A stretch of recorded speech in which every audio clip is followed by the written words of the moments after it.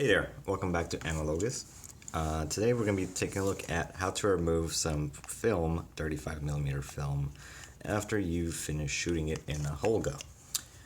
As you know, Holga takes 120 film, so adding 35mm requires some modification, which you've probably seen in the last video.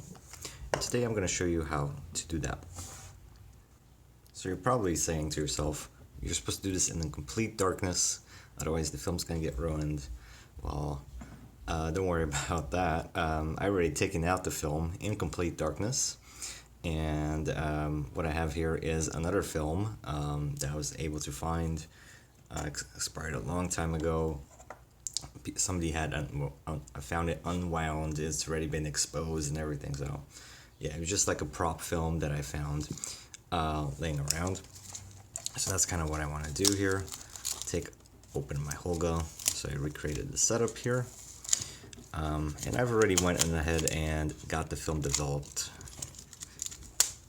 and we're going to show you the results soon. Alright, so this is what it looks like when you open it up. That's what the film looks like on the okay, so the first thing that I did with this film is I played with it for a bit. I want to try and get my hands going. And now with the Kodak 800 film, I just had to spin the caster tip, and what happened was it just went in. Right? With this film, this is a little bit of an older film. It requires a bit more work. So the one thing that I did do, right, once you finish with the film, oh, it's still going. Wow, okay. Maybe there's one piece in it. Alright, so once you finish with the whole film, you see it wound up. I just toss all this aside on the floor. You're gonna have to rebuild that from scratch. And then I take the spool, the 120 spool, out of here. Again, you do this all in the dark. And since we're wounding here counterclockwise, I kind of let the spool let it go with the spool here, and I start winding it counterclockwise here. Right, so just winding it the other way. And that's all I'm doing here for this process. Okay. Very easy. Another thing you could do is just, if you have wide enough fingers, you could just twirl the film around.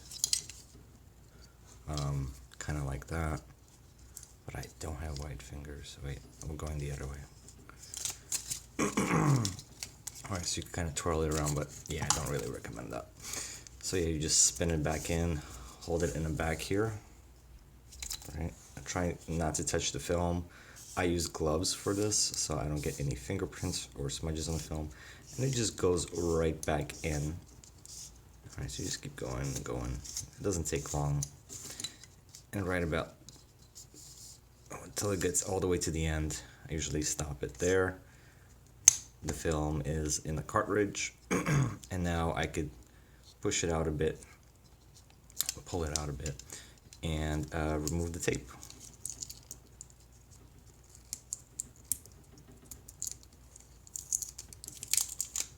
There you go. And there we have it. We have just unwound some 35mm film back into the canister. And that's pretty much it. Like I said, I like to practice this. You could just pull it out, practice it, until you get it, get a hang for it. Once you get a hang for it, you are good to go. Now in this older caster, when I'm playing with it, it kind of opens up, so you kind of have to just keep your hand here and stop it once you finish spinning to go for another spin. But with the Kodak, I had no problem with just spinning it and letting go. Okay, as long as it was tight inside. Now there's only 12 exposures in here, so that could be the issue. With the Kodak, I did have 24 exposures, so double the amount of film in the canister. So yeah, it's gonna take a bit of time, but I think the shots come out pretty good. So yeah, that's how you do it. You just play with it, and if you want to shoot more film, you put another film in there. If not, then go back to 120. Right. Again, this goes on this side, and you cover it up. Okay. So that's pretty much it.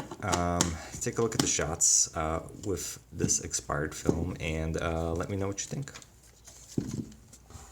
Okay. Thank you for joining me. I'll see you next time. Take care.